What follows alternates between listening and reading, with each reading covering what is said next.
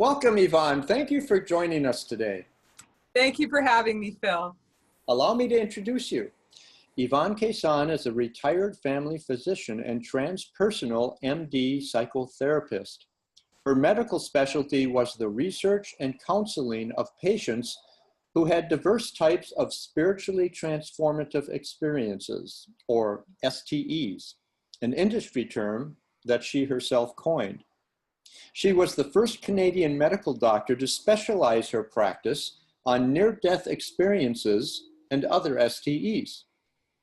Yvonne is currently a board member of the International Association for Near-Death Studies and is a member of the American Center for the Integration of Spiritually Transformative Experiences. She was a founding member of the Kundalini Research Network and numerous other organizations that explore the intersection between medical science and spirituality. Her most recent book is Farther Shores, exploring how near-death Kundalini and mystical experiences can transform ordinary lives. Her next book, Exploring Spiritually Transformative Experiences, will be published in early 2019. Yvonne, you've had 5 near-death experiences, which is astonishing. That's true. It is, yes, it's astonishing and true. As well as a Kundalini Awakening and other spiritually transformative experiences too. Yes. I'd like to begin by exploring each of these experiences and sharing how each one taught you important life lessons and redirected your personal and career path. Let's start with your first near-death experience as an adult. Right. Well, my first near-death experience as an adult happened in 1979. I was a young medical doctor at the time. I had just I graduated and I was finishing my medical residency. And I was assigned on this particular day as a resident to go on a medevac by airplane of a critically ill Native Indian woman to a larger hospital that had the emergency facilities that she needed for her critical condition. This was in Northern Ontario in the middle of winter. Well, on this particular day, when I was in the medevac plane with this critically ill patient, the plane flew into bad weather. It flew into a blizzard.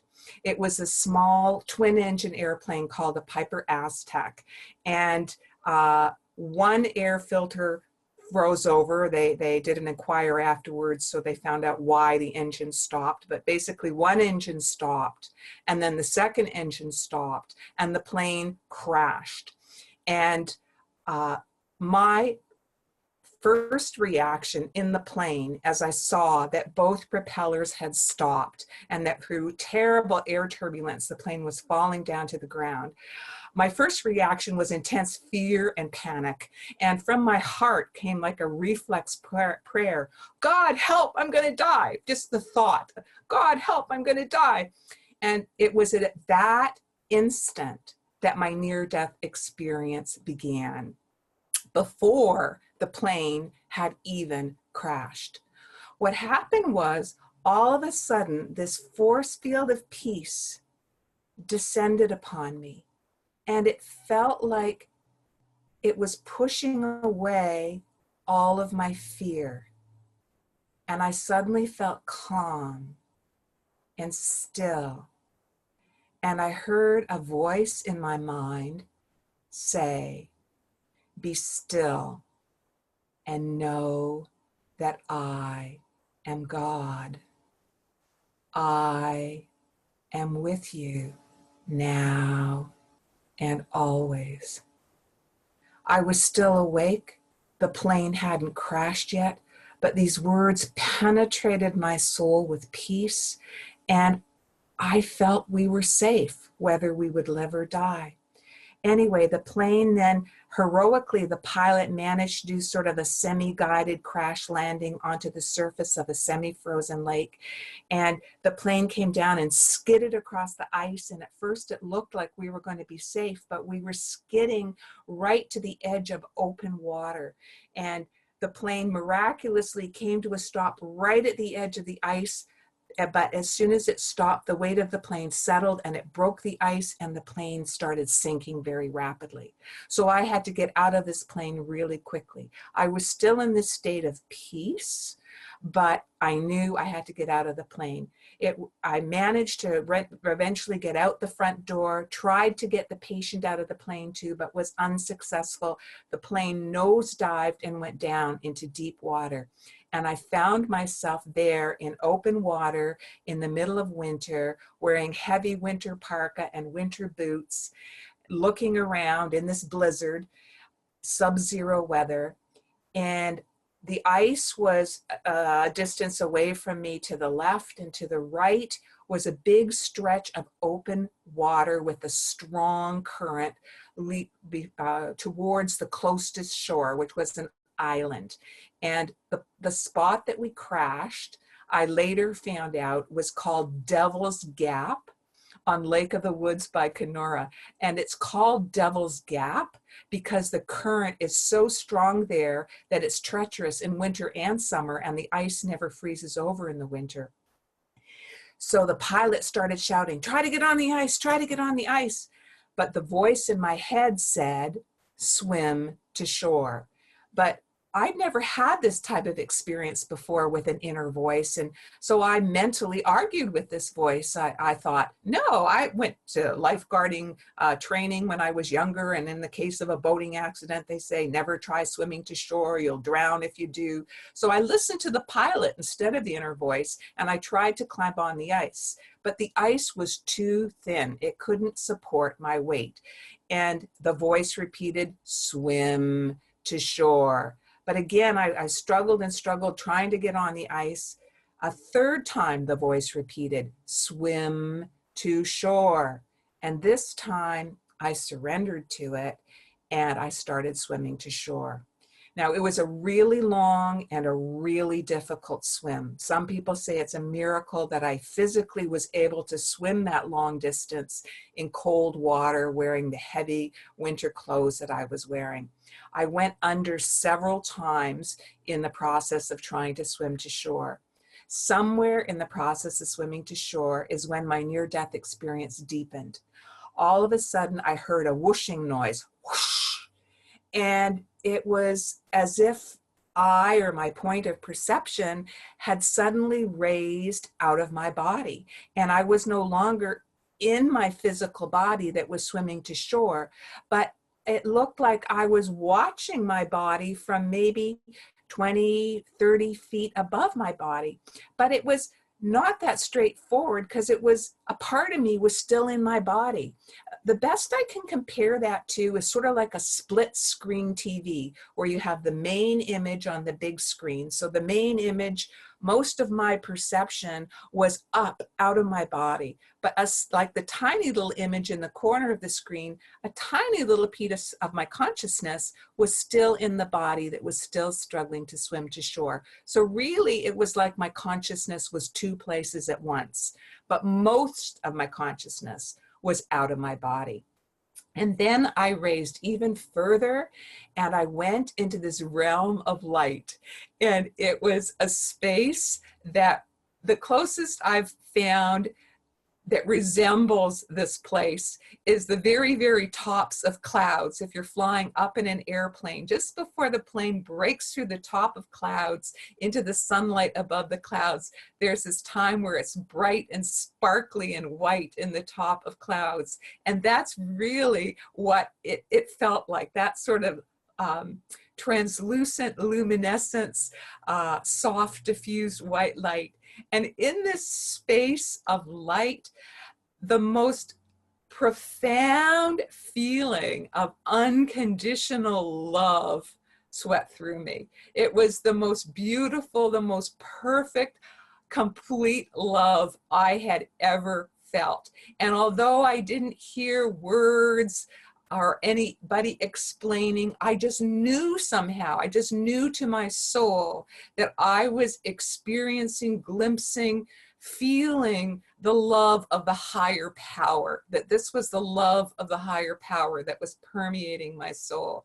And I basked in this until my body was eventually rescued and reheated in the hospital later on. Now, with great difficulty, I managed to swim to shore, and a whole series of coincidences, if you believe in coincidences, led to me ultimately being rescued. The pilot, the nurse, and I were rescued by a helicopter that was nearby. And we were brought to Kenora Hospital.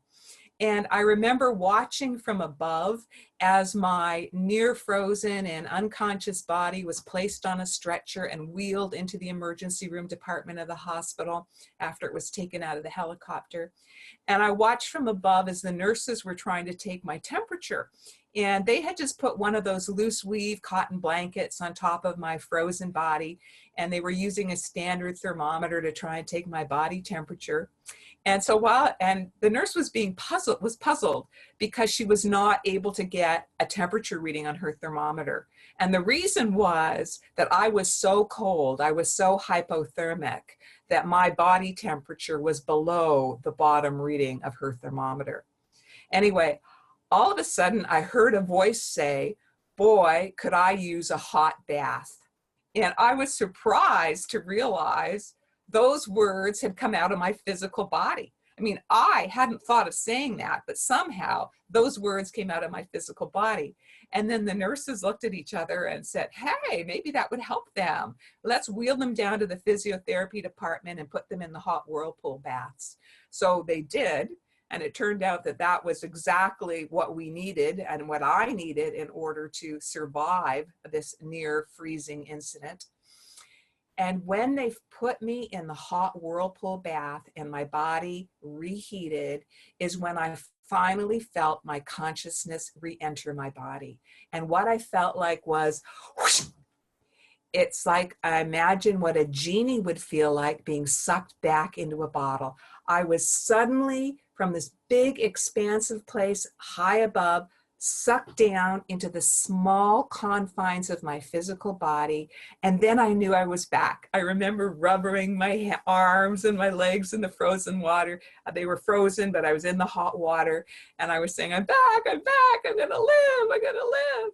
So that was my first adult near-death experience. Wow.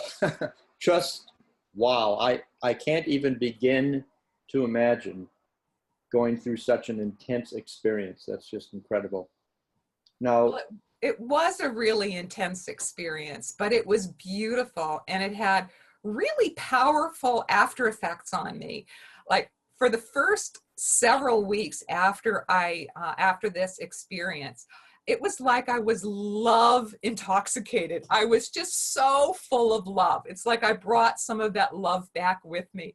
I just felt love for everyone and for everything. I'd look out my window and I'd see the squirrels playing in my lawn, and that would make me feel just waves of love coming out of my heart. I'd listen to music, you know, songs about anything, love, parents, children, waves of love would come out of my heart. It was like I was bubbling, oozing the love that I had experienced in that near-death experience.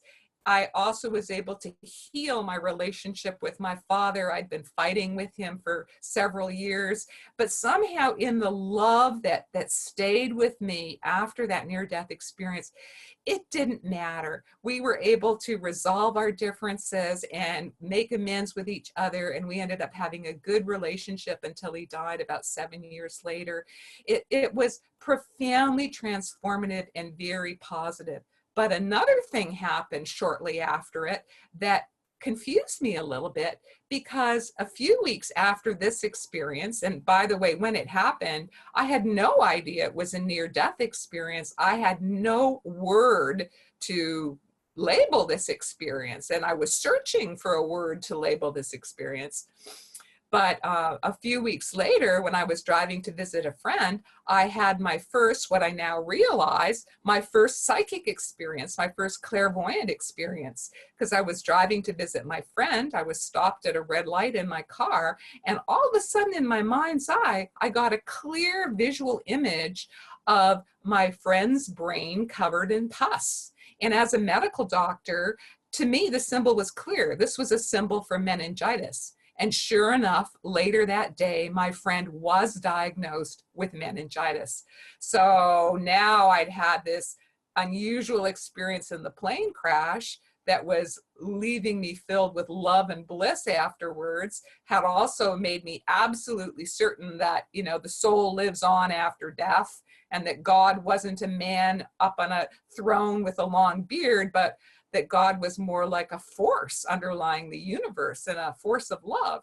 So what was this experience, and now what had happened to me with this image in my mind afterwards? So I started searching for words to try and describe what my experiences were. And I did talk to somebody who said they thought themselves an expert on near-death experiences shortly after this experience. And they told me that my experience was definitely not a near-death experience because I hadn't seen a tunnel and because I'd never been actually clinically dead. So I thought, okay, if it's not a near-death experience, what is it? So the best term I was able to find for many years was a mystical experience. So for many years, I called what happened to me in the plane crash the mystical experience that happened to me in the plane crash. But now I know, like other NDE researchers know, you don't have to be clinically dead to have a near-death experience. That facing death or thinking you're about to die is enough of a trigger for many people to have a full-blown near-death experience. So I now know that that definitely was a near-death experience. And the psychic awakening that happened to me shortly afterwards is also something that very frequently happens to people following near-death experiences. Well, what implications did this near-death experience have on your career? Because it was another 16 years before your next near-death experience. Well, this had a major, major impact on my career. A few years earlier, had had another unusual experience while I was meditating, and maybe I'll talk about that right now too, because it combined with my near-death experience propelled me into specializing my medical practice into counseling and researching people who'd had diverse types of spiritually transformative experiences.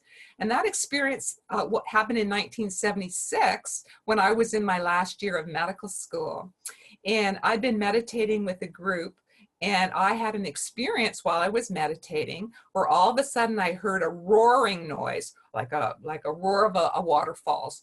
And I felt this rush of energy go up my body and back. And then my consciousness expanded, and I seemed to fill the entire room. So I was no longer the size of like my head. It was like I had expanded, and I filled this entire auditorium that I was sitting in. And I had transformed into a force field of love. And I remained in this expansive state until my meditation ended. And then it was like, whew, the whole thing reversed again. And back then, I'd only been meditating for a few months this lifetime. I had thought in my naivety that I'd finally got my technique right, that all the other experiencers were having this every time they meditated. So I was actually embarrassed to tell people that I'd finally figured out how to meditate right so that I had this wonderful experience. And I thought, wow, no wonder people love to meditate. This is so awesome. But after a few weeks of not being able to reproduce this, I asked some of the senior meditators, what am I doing wrong with my meditation? Why am I not able to have that love bliss experience with the energy going up the spine? And I remember that person looking at me and their jaw dropping and saying, what? That happened to you when you were meditating? And that was my first clue that it wasn't happening to everybody all the time when they meditated.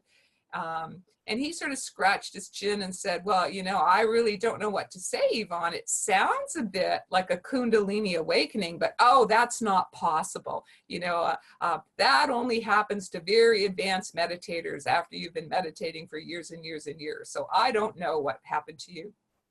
So I'd had that experience. I now know that was indeed a Kundalini awakening, but back then I didn't know what it was. Then I had this powerful experience in the plane crash, which again, I didn't know it was a near-death experience. I was trying to figure out what was that, and I thought it was a mystical experience. And then I had the psychic awakening. So I started researching just for myself, sort of as a side interest. My medical practice, I was practicing mainstream Western medicine, but privately, in my private time, I was already meditating regularly twice a day.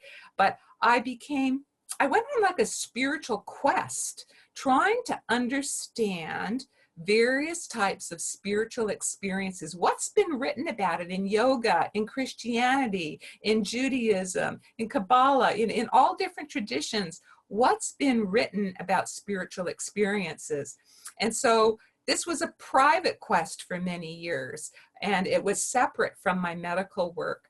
But over these years, somehow more and more people started hearing about me via the grapevine. So people were coming to see me in my practice as patients and telling me about their own spiritual experiences, about their own mystical experiences, about their own Kundalini awakenings, about their own near-death experiences, about their own psychic experiences. So I developed more and more clinical experience of all these people talking to me about having diverse STEs or spiritually transformative experiences. And I was researching it, plus I'd had a bunch of my own. And all of this came together in 1990 when I had a very strong, I call it my calling experience. And I talk about that in more detail in my books, but I'll just say I had a strong calling experience where it all came together. And I realized that I had a calling from spirit, a mission, if you want, which was as a doctor, as a medical doctor, to stand up and say to the medical profession, to the public, to anyone who would listen, near-death, mystical, Kundalini, other types of spiritually transformative experiences are real. They are happening to people today, and they are not signs of mental illness. Because up until this point, the medical profession had been labeling all of these experiences as hallucinations or signs of mental illness. And this was simply not true. And that is when in 1990, I became public about my near-death experience, about my Kundalini awakening, my psychic awakening, that these experiences are real.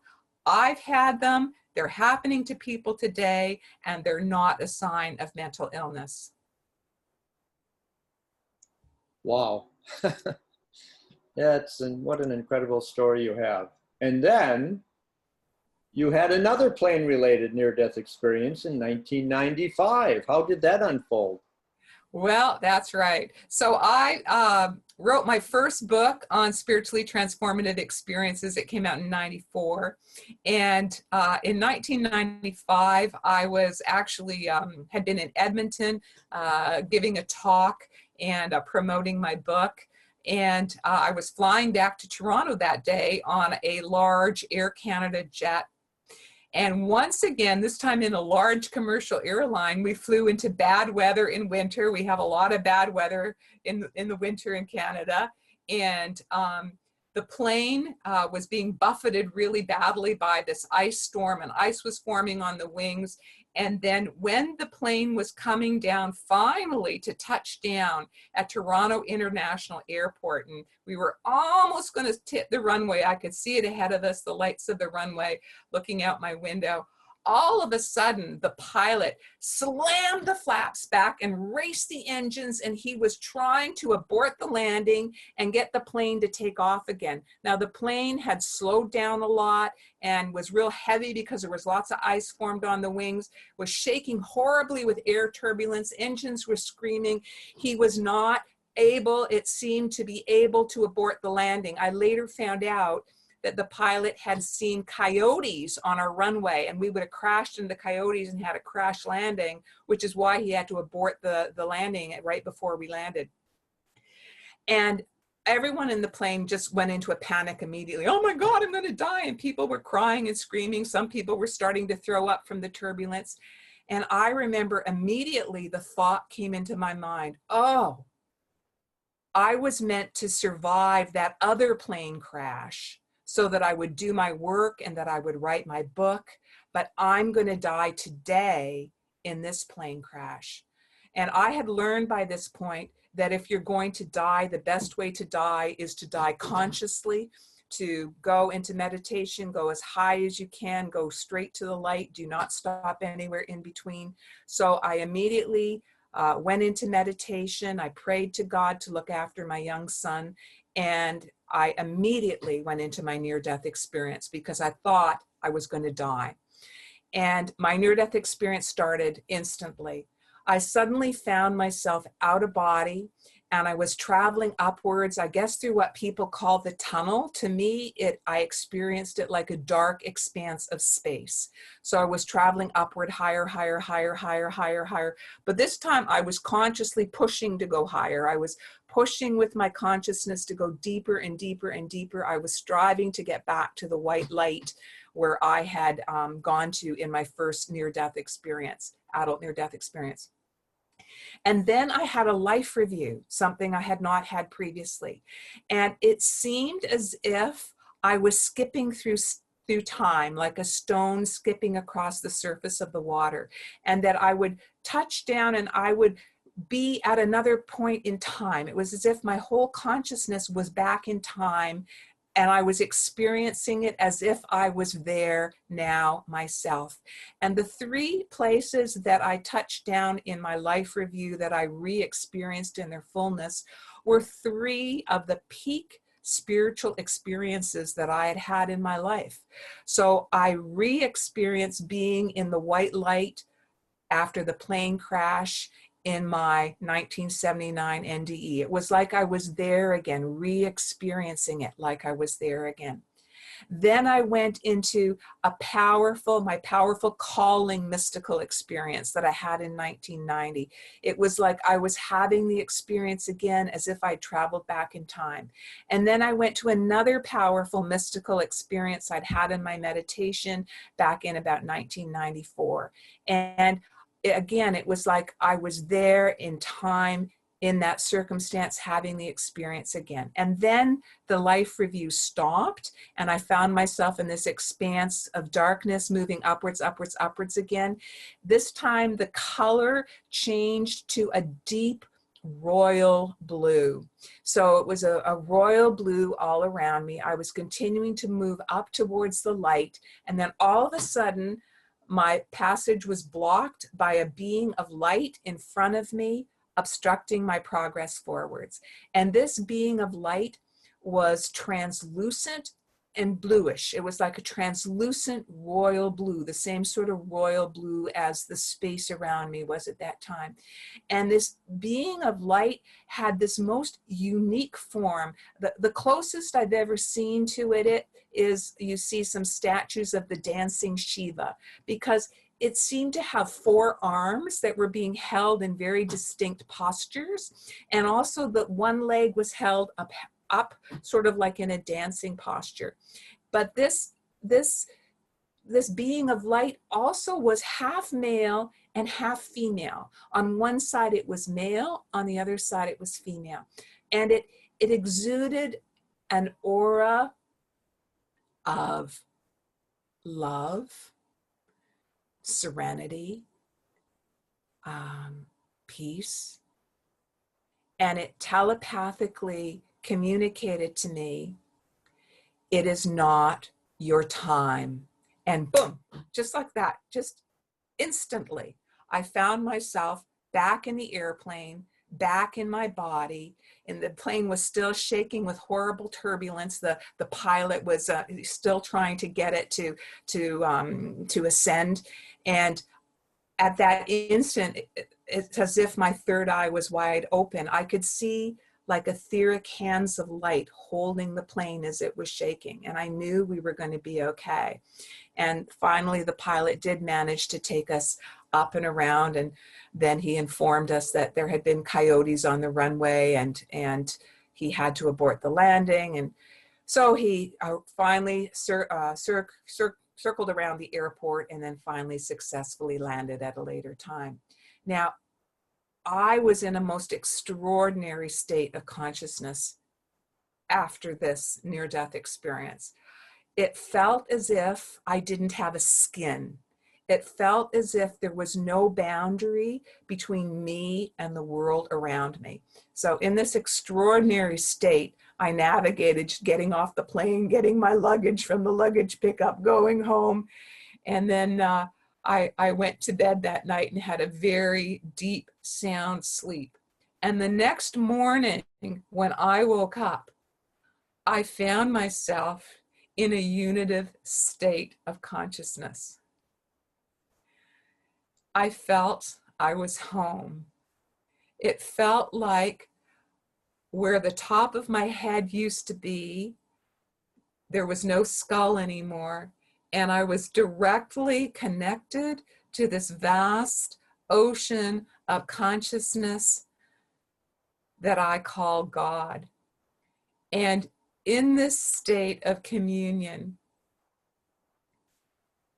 I didn't need anybody to tell me or explain to me what I was experiencing. I absolutely knew what I was experiencing.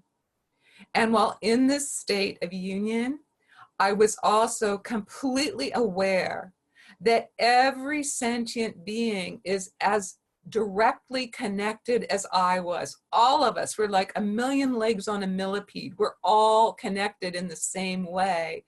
The only difference was that in this unitive state, that veil that was blocking my perception of that unity had been removed. And I was aware, I was connected, and there was an open flow of bliss, wisdom, joy. It was.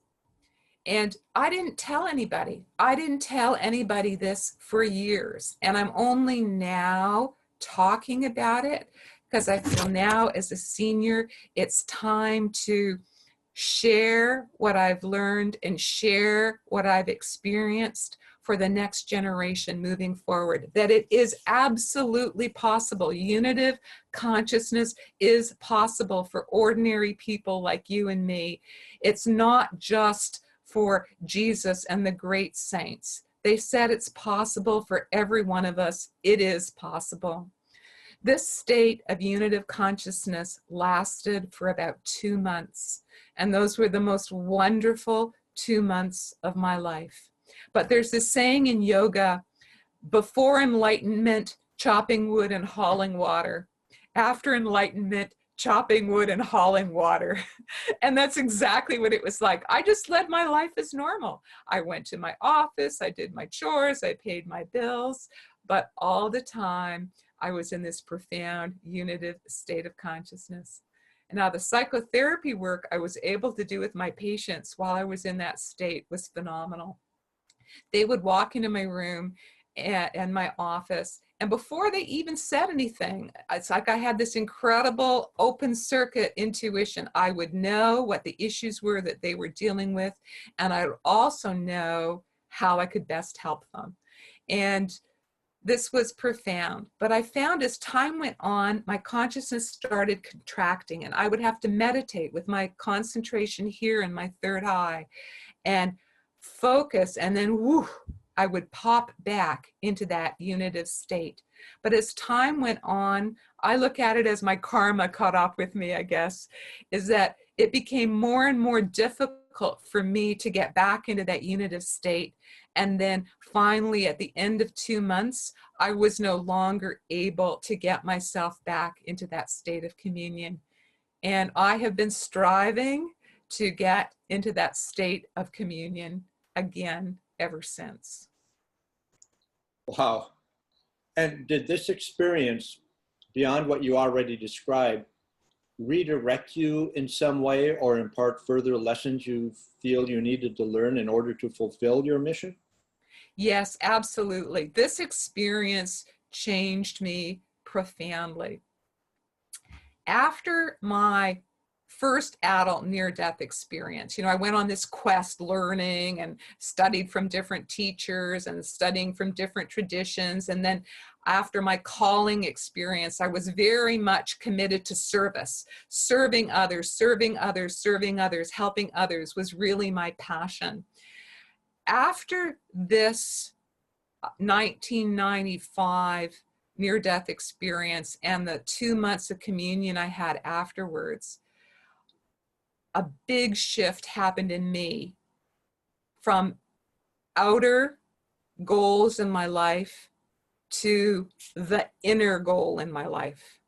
That my goal was not doing things in the world anymore. Although I continue to serve, I continue to learn, my higher goal and more important goal for me from that point forward was my inner spiritual quest. Surrendering my ego attachments, working on self-purification, and deepening in my meditation. That my goal from that point forward was an inner spiritual goal. Yes, I will continue to serve. Yes, I will continue to learn. But my top priority from that point forward became my personal spiritual path. Wow. And your most recent near-death experience came 8 years later in 2003, right, while you once again attained a blissful unitive state, and it happened while you were in that state. How did that unfold? Well, my most recent near-death experience, my third near-death experience, happened on November the 8th, 2003. And on that day, I was meditating at Niagara Falls. It was the day of a full moon eclipse. They called it the harmonic concordance astrologically. It was supposed to be very auspicious.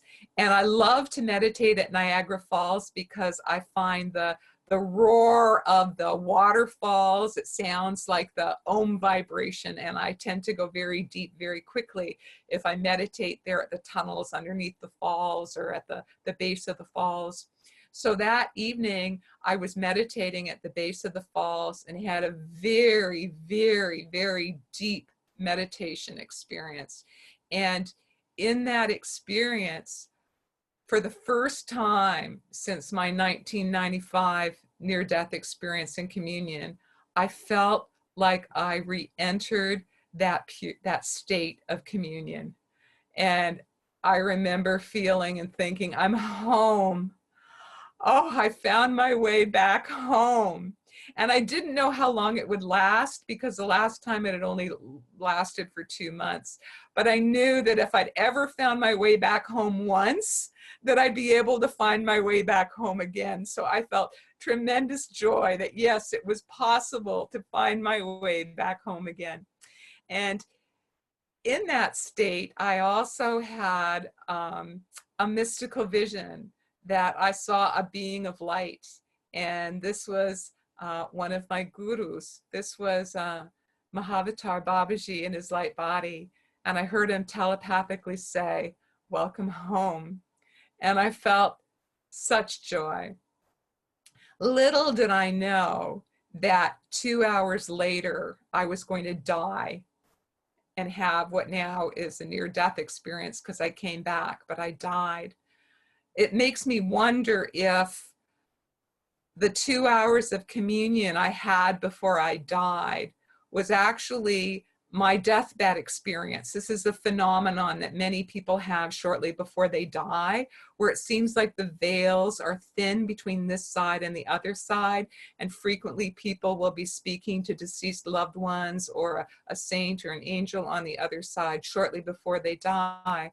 So I wonder if this was my deathbed experience before I died 2 hours later, or if it was simply my time to find my way home again. I don't know. Only God knows for sure. Anyway, 2 hours later, I had a slip and fall accident. I was still at Niagara Falls. I slipped on black ice. I fell and hit my head on the rock, had a serious traumatic brain injury with a brain hemorrhage, and I died. And what happened was instantly my spirit was whisked out of my body by a force greater than myself. I rapidly rushed up through the dark evening sky, my spirit, and I found myself welcomed into the realm of light. And I was being welcomed into that realm of white light again, this time by two beings of light. And they were two beings of light that I immediately recognized, two great saints that I love, gurus of my spiritual path, Mahavatar Babaji and Paramahansa Yogananda in their light bodies. And they welcomed me into the light, and they telepathically explained to me that I had died, that my work in the body of Dr. Yvonne Kason was done. And the feeling was of celebration, of joy, of love, like job well done. And there was no life review or looking at any mistakes that I'd made in my life, because heavens, everybody makes mistakes in their lives, me included. But it seemed like that was irrelevant in the love of the light. It was just joy. It was bliss. It was ecstasy. And much was revealed to me in the light, in my time in the light. The passage of time didn't seem like the passage of time down here. So I call it timeless time. And it seemed like past, present, and future all sort of coexisted up there, or you could see all of them at the same time. And I could see, it was revealed to me like a veil had been removed from a big jigsaw puzzle, and all the pieces were in place now. And these pieces were all my past lives. And I could see how all my past lives fit together. And suddenly my life as Dr. Yvonne Kason made sense to me. It's sort of like an aha experience of why my life had unfolded the way it had in the context of my many past lives. So I basked in the joy and the love, the bliss, the ecstasy of the white light for timeless time. And then the beings of light, the saintly Paramahansa Yogananda and Mahavatar Babaji, reappeared to me in their light bodies and telepathically communicated to me, you may now choose whether to return to the body of a babe to further serve Divine Mother there, and or to go back to the maimed body to serve Divine Mother in that form. And that was just perfect for me, because I had always prayed in my life to be an instrument of the divine. And at that point in my life, I was relating to the divine as the Divine Mother. So for that request to be given to my soul in those words was absolutely perfect for my soul. And my soul responded. It felt as if the answer did not come out of my head, but came out of my heart. That it felt like my heart responded. And my heart replied, oh, masters, guide me. What is the higher choice? I want to do God's will. And so lovingly and so gently, the thought came back to my mind. You may choose. And again, my heart replied, oh, please guide me.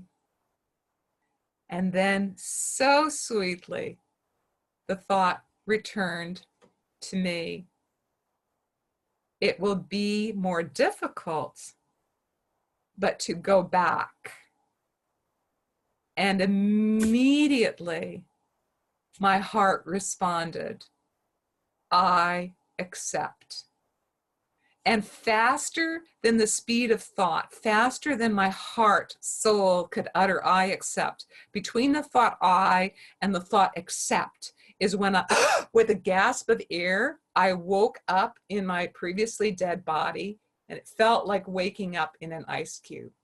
And as I started breathing life back into my body, for the first few minutes, I could see both realities at the same time. It was like both realms were superimposed one on top of each other.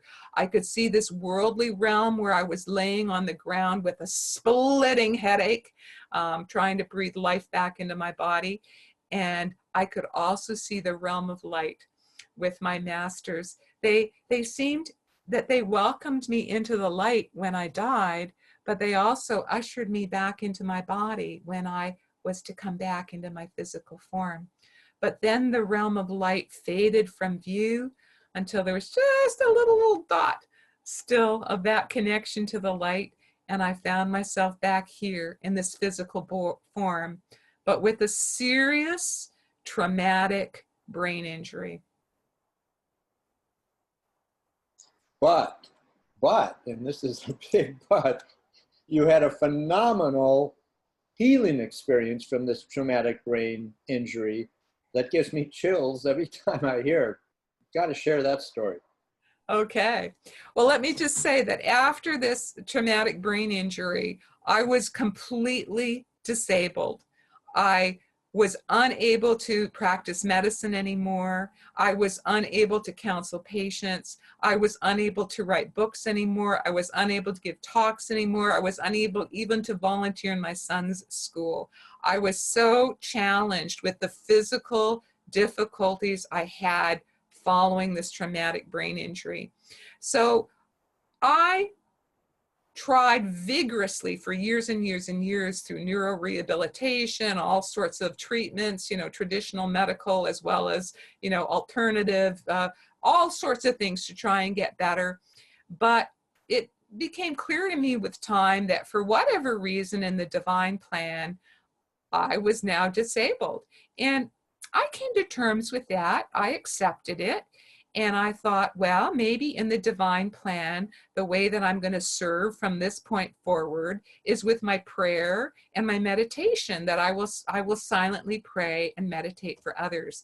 So I very much focused on my spiritual path, on prayer and deeply, deeply meditating, getting deeper in my meditation. By the way, one of the things I lost in my traumatic brain injury was my ability to meditate. And I had been a meditator since my early 20s, and meditation was a rock in my life. And to completely lose my ability to meditate was something I would not stand for. I was determined that I would get back my ability to meditate. So I worked really hard, along with my physical rehabilitation, on my meditation rehabilitation. And it took me years to get back my ability to meditate. Even to be able to meditate an hour took me, I would say, at least 2 years of trying, starting with 5 minutes, then 10 minutes, and slowly 20 minutes, till I was finally up to a point where I could meditate for an hour. It was not until perhaps 4 or 5 years after my head injury that I finally was able to meditate for 2 hours. And then it was another couple years after that when I could finally manage to force myself to meditate for 3 hours. And then it increased to 4 hours and to 5 hours. And I've now been able to do long meditations for up to 6 hours. So I went on meditation retreats regularly, at least twice a year. And at these meditation retreats, I would focus very much on long and deep meditation, which I loved. So my healing experience happened on February 24th, 2016, while I was on meditation retreat in Encinitas, California. And on that day, I was maybe 4 or 5 days into my meditation retreat. So I'd been meditating maybe 4 to 5 hours per day, each day while on retreat. So suddenly on this day, while I was meditating, I experienced inwardly a fountain of light. a fountain of light erupt in the center of my brain. And this was an inner perception. And it literally felt like a part of my brain that had been in darkness ever since my head injury 12 years earlier. Suddenly, literally, the lights came on. And this fountain of light was like illuminating the central part of my brain. And it felt like a part of my brain that had been asleep for 12 years since my traumatic brain injury suddenly woke up, and it woke up with gusto. And what happened at the same time as this light was like a floodgate opened, and my inspired creativity, my writing creativity, ideas for my books were flooding through my consciousness. So when my meditation ended, I went quickly to my room and I wrote in my journal. I was writing down all these ideas I had for my future books. And this healing has been sustained. My inspired writing creativity, my ability to public speak, my mental stamina has all healed and has continued to improve since that healing experience in February of 2016. In my first year following this healing, I wrote 2 new books, which it's a feat for anybody to write 2 books in 1 year. But if you've been disabled for 12 years with a traumatic brain injury and suddenly you're able to write 2 books in 1 year, to me, it's a miracle. It's clearly, it's a miracle on many levels. It's a miracle in terms of the brain can heal. And I hope other people get this message to not give up on the hope of healing. I mean, traditional medical science says your brain stops healing after 2 years after an injury. That is simply not true. My healing happened 12 years after my traumatic brain injury. Secondly, it's a miracle that's a testimonial to the healing power of meditation. Because after I had this healing, I talked to one of the world experts on brain neuroplasticity, Dr. Norman Doidge, and I asked him, what do you think about this sudden brain healing that I had? And he told me that he thought it was all the meditation that I was doing, that the current research into brain neuroplasticity, that means the brain changing and the brain healing, shows that meditation is a very powerful stimulus to brain neuroplasticity. So little did I know it, that all those years that I was meditating for spiritual reasons, I was also stimulating the healing of my brain. And the third miracle of my brain healing that I think is the most important part of the whole thing is the miracle of the grace of God. You just never know when the grace of God might touch your life. And I am eternally grateful for that healing that I had 2 years ago. Thank you, God. Wow, wow. And your story of healing is sure to give hope and comfort to people who have sustained a traumatic brain injury.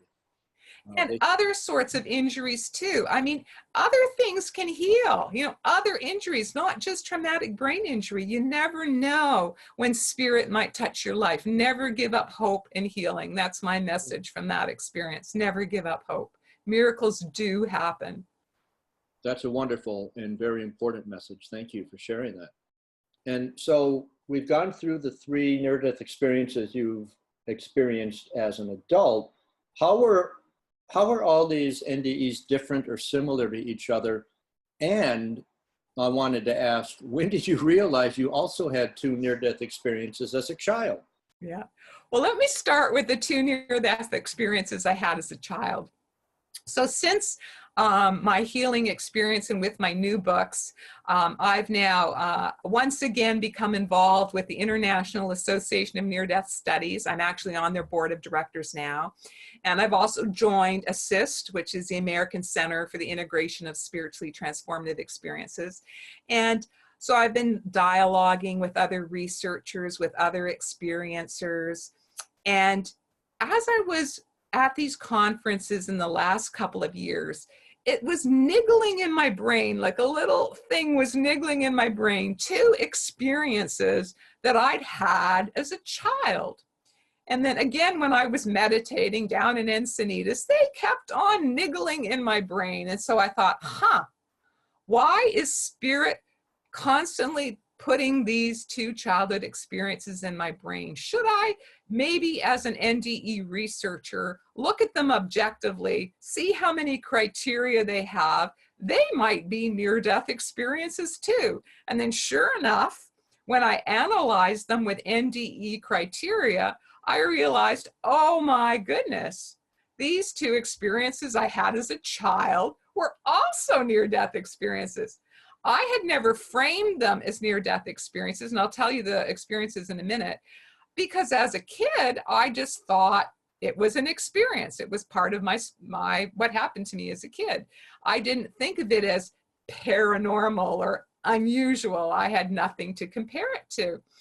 And also, these two childhood near-death experiences were not white light near-death experiences. They were out-of-body experiences. So in that way, they were different from my adult NDEs. All three of my adult NDEs were very powerful mystical experiences.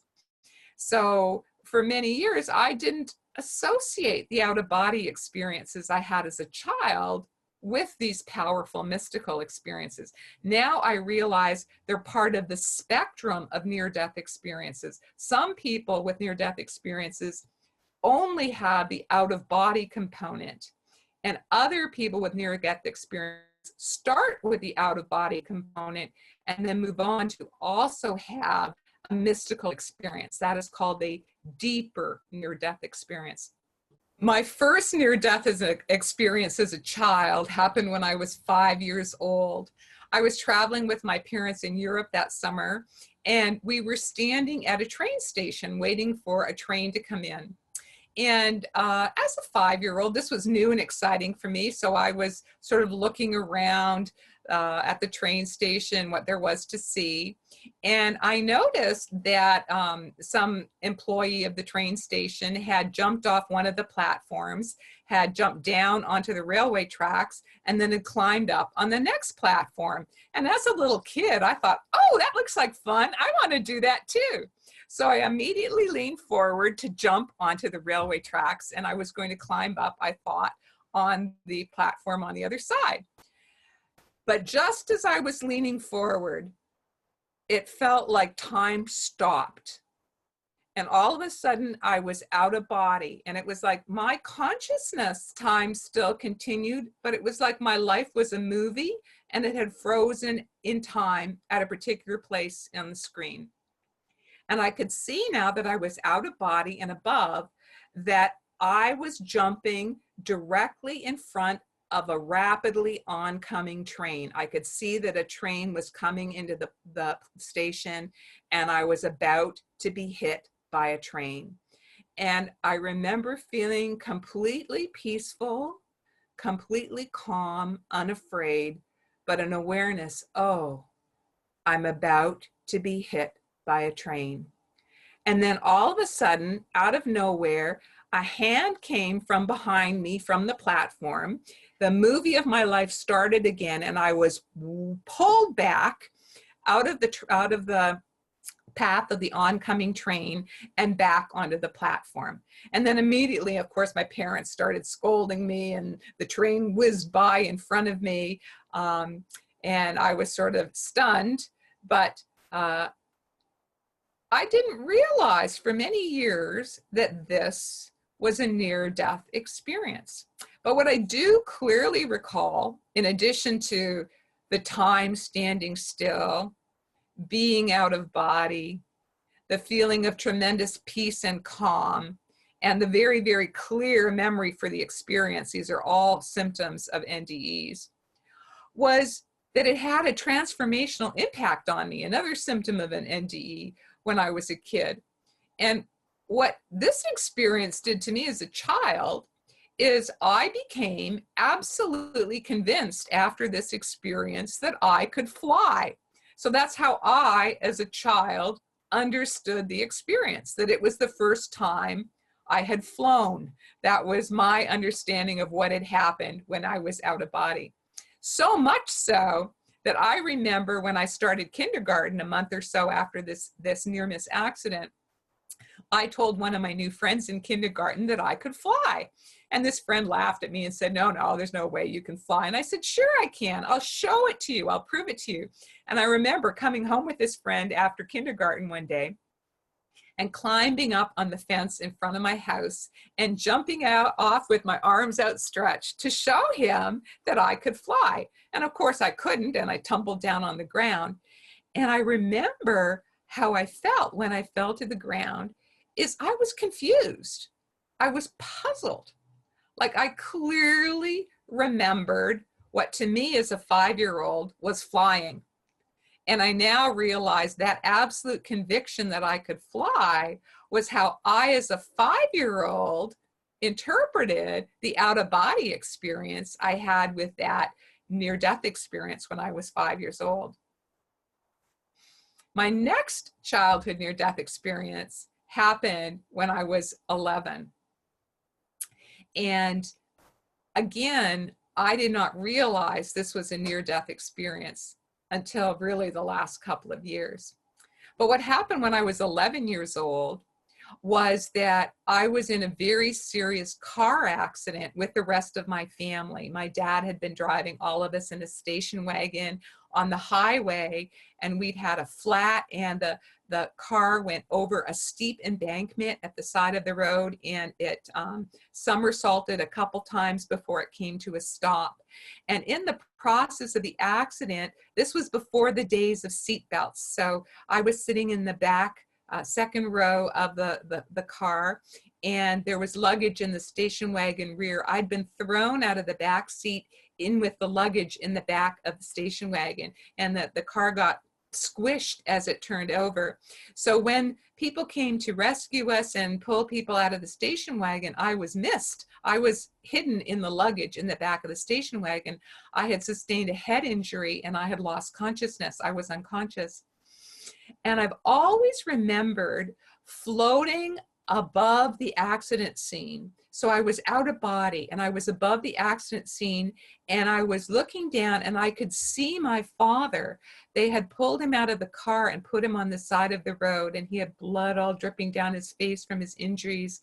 And he was calling out, my daughter, because he saw that they had not found my body yet in the wreckage. And it felt like my soul heard or felt that my father was calling out for me, which is probably why my soul was hovering there above my father. The next memory I have is hovering above my unconscious body in the emergency room where the ambulances took us. And my unconscious body was laying on a table, like a surgical table in the examination room. And I was high up by the ceiling, and I remember looking down, and as I was looking down, I could see a big circular metallic lamp, disc-shaped lamp, which I now know is a surgery or operating room or emergency room lamp. As a young child, I had no idea what they looked like, but I was looking at it from above, looking down, and I could see this lamp above my body, and I could see these two men. I figured they were doctors trying to resuscitate my body. So I have a clear memory of watching that while I was unconscious.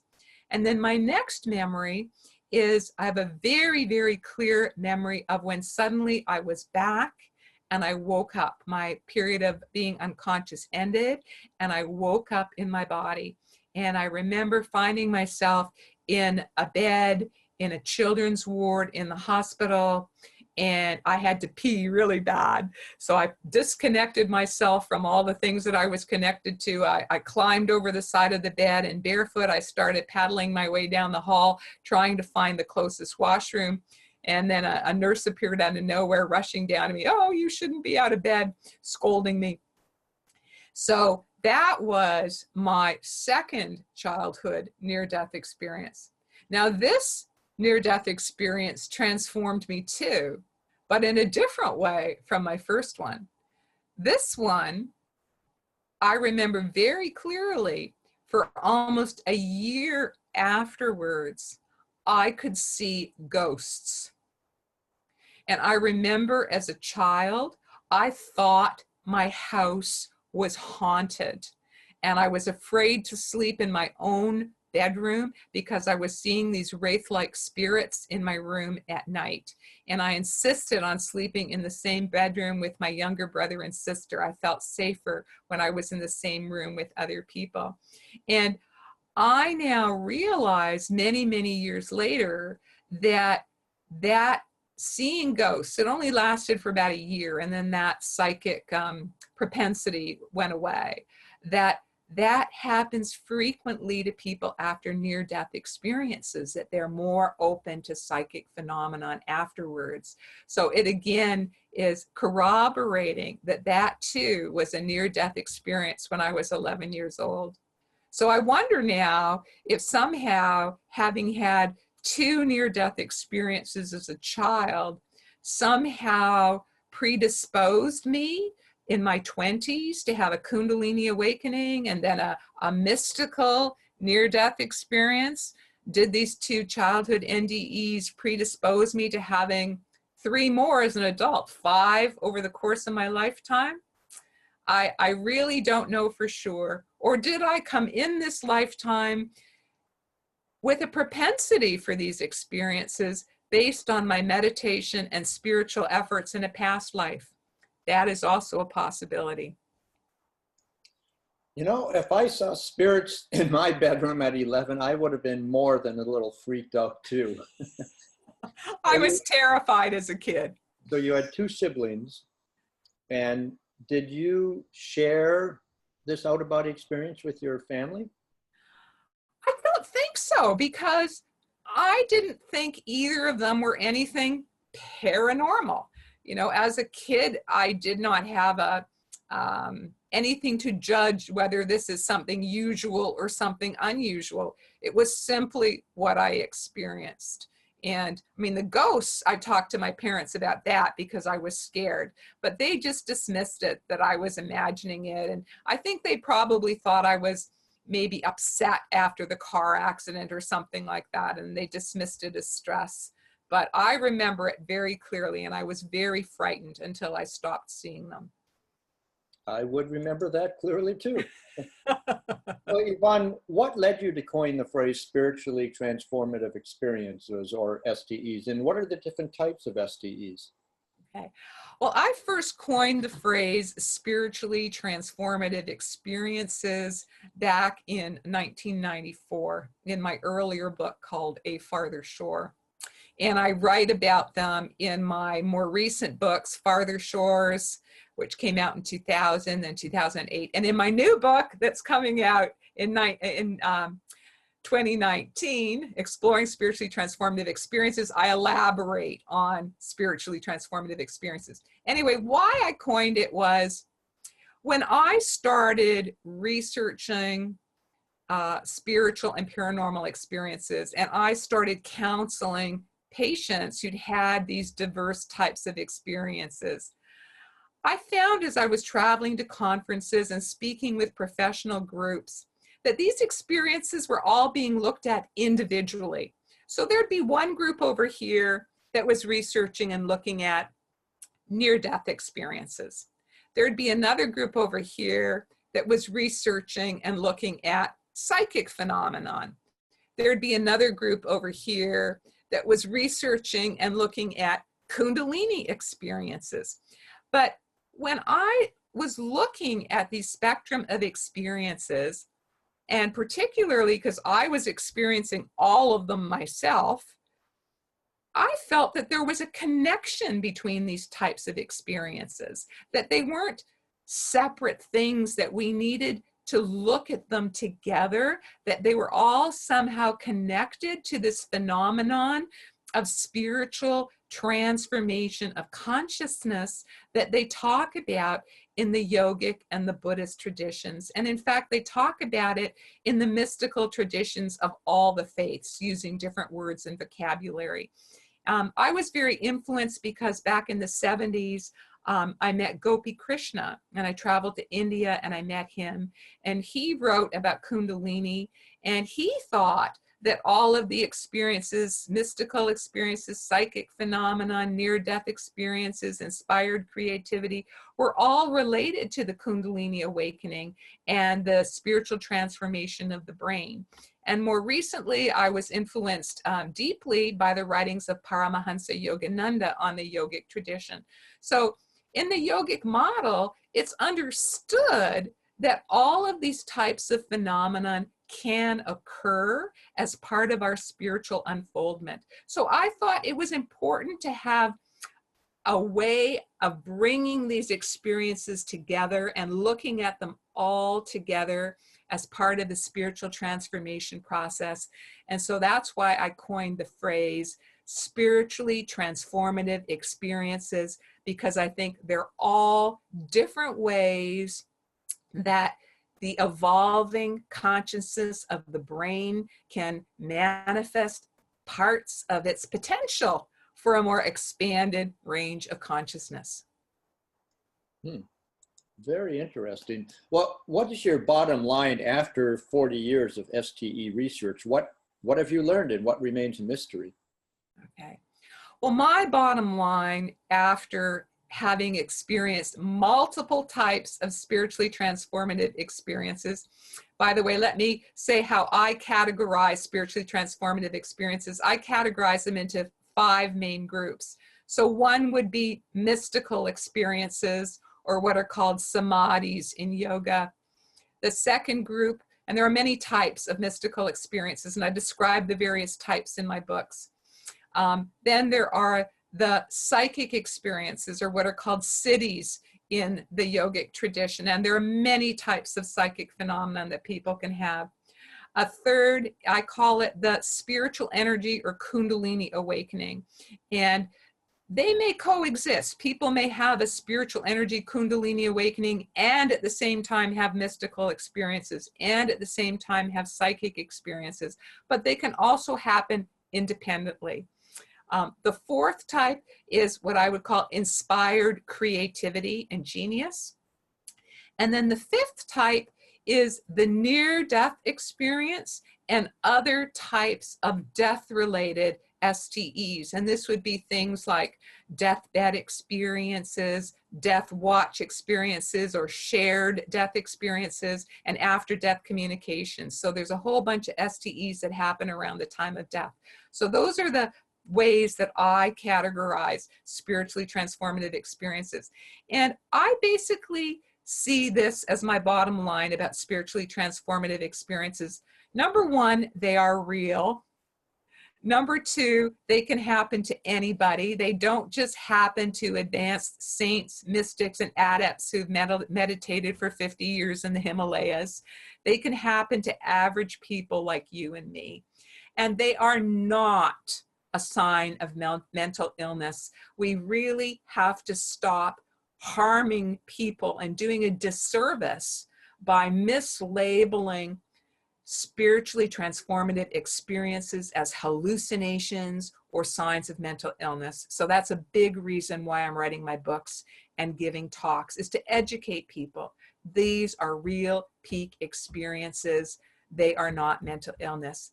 Now, people can also, I want to say here, sometimes have frightening near-death experiences or frightening psychic phenomenon. It's not all joy and happiness when you start opening your consciousness. In yoga, it's understood that there are different astral planes, different levels in the astral planes.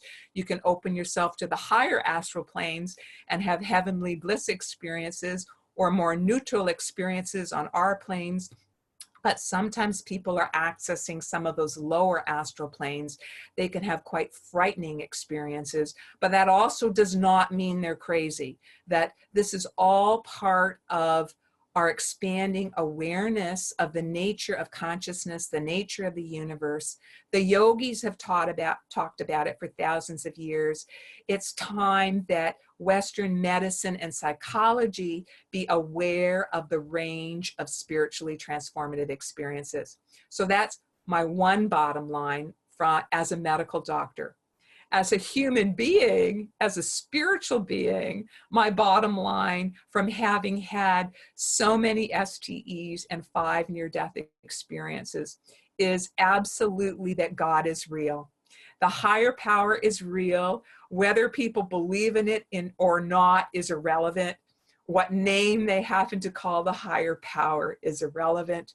It is real, and its essential nature is love, infinite intelligence, and is permeating, penetrating the cause of all creation. And us as souls, we will not die when our physical bodies die. Our souls will live on. I absolutely know that. I've been out of my body 5 times now in my 5 near-death experiences. So I know that the soul lives on independent of the physical body. And I've also been shown my past lives. I know that we reincarnate over and over again to learn and to grow, until finally, through a combination of our own spiritual efforts and efforts at purifying ourselves, developing ourselves psychologically as well as spiritually, we will graduate from the school of life and finally find our way home so that we can live in that ongoing unitive state of consciousness, which I think is ultimately, perhaps after many lifetimes, everybody's destiny. No, when you know something at the deepest level, it doesn't matter what critics may say. Not believing something doesn't make it any less true. Exactly. So tell us more about your upcoming book that's coming out in the early 2019, Exploring Spiritually Transformative Experiences. Yes, I'm really excited about my new book, Exploring Spiritually Transformative Experiences. This is one of the 2 books that I wrote in the first year after my brain healing, and I wrote it in an inspired state. So I'm very excited about sharing it. And I'm writing it as a synopsis of everything I've learned in the last 40 years, both as a spiritual seeker and as a doctor and a researcher counseling, over 1,000 people who've had these experiences. So I'm happy to share that. I share the story of all 5 of my near-death experiences in this book, and also some of the other peak spiritual experiences I had in my life. And in this book, what I've tried to do is I've tried to form a bridge between the biggest influences in my life. So clearly medicine and psychology. I'm a doctor and a psychotherapist. So I'm bridging the understanding of medicine today and psychology today with the yogic model of consciousness, because I found the yogic model of consciousness gives the best explanation for STEs and spiritual transformation. And the 2 biggest influences in my life were Gopi Krishna and the teachings of Paramahansa Yogananda. So I have weaved these together into one cohesive whole that will hopefully help people to understand spiritually transformative experiences in a balanced Eastern and Western perspective. That's fantastic. I look forward to it. I read Farther Shores and got so much out of it, because what I appreciate about your writing, and your speaking today for that matter, is you're very precise in the use of language and very methodical as you articulate something. And that was so helpful in this kind of book, to show all the different types of STEs, what are not STEs, what are the factors. It goes on and on. So it's a wonderful study. Thank you. Thank you. And the after effects of STEs, which I think is very important for people to understand, because you have your experience, but then there are after effects, physical after effects, psychological after effects, psychic after effects as well as spiritual after effects, both positive ones and also challenging or difficult ones. So that's all part of the process and all things I discuss in my new book.